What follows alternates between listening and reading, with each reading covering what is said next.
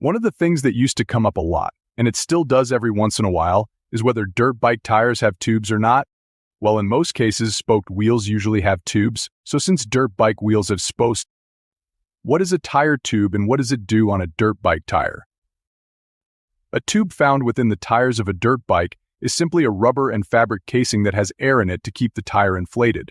Most often, these tubes are made out of butyl rubber or high-density polythene HDPE plastic.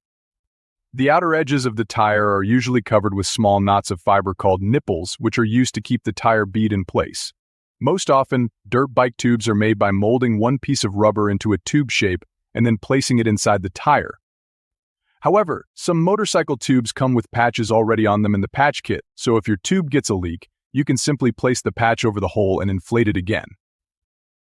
How can you tell if your dirt bike tires have tubes or not?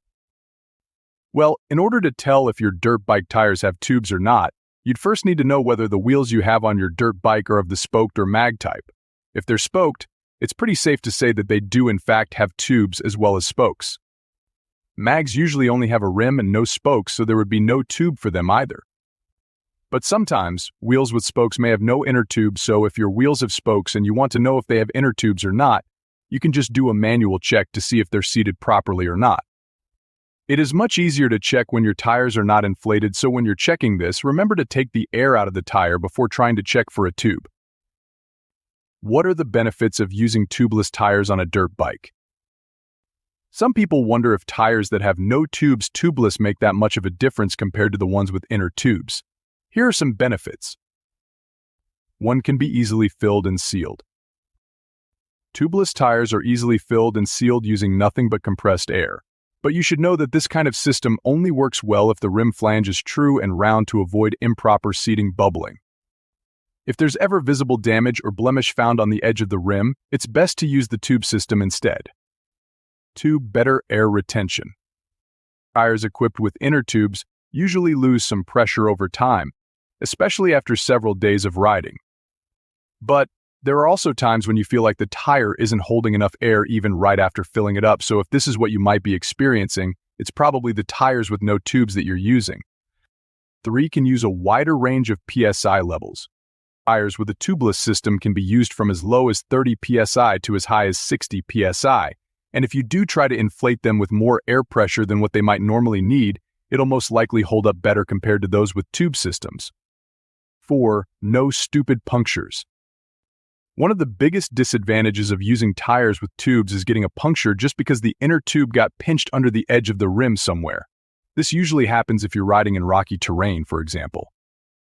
With tubeless tires, this won't happen as much since there's no inner tube that easily gets pinched under something solid or sharp. What kind of preload is used on tire tubes?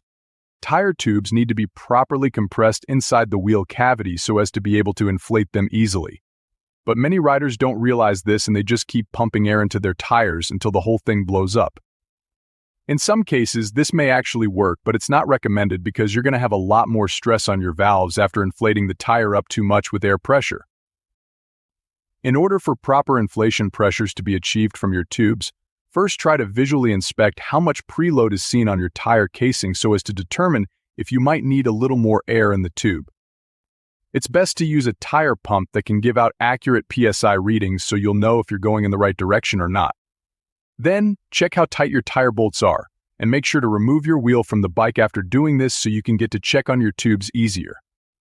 Just be careful not to place too much pressure on the rim when using compressed air for inflating purposes because it will either break or deform. What kind of questions should I ask when buying dirt bike tires? There are many kinds of questions that you should carefully think about before and during and even after purchasing and installing new dirt bike tires onto your motorcycle.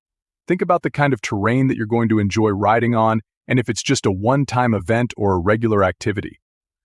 Also, think about the weight of your motorcycle because lighter dirt bikes usually call for different tires compared to heavier dirt bikes.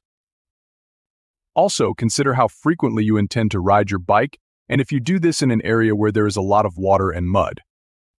These are just some of the things that you should keep in mind when buying new tires, but be sure to do further research online or from friends who already have personal experience with certain brands before committing yourself to any purchase decisions.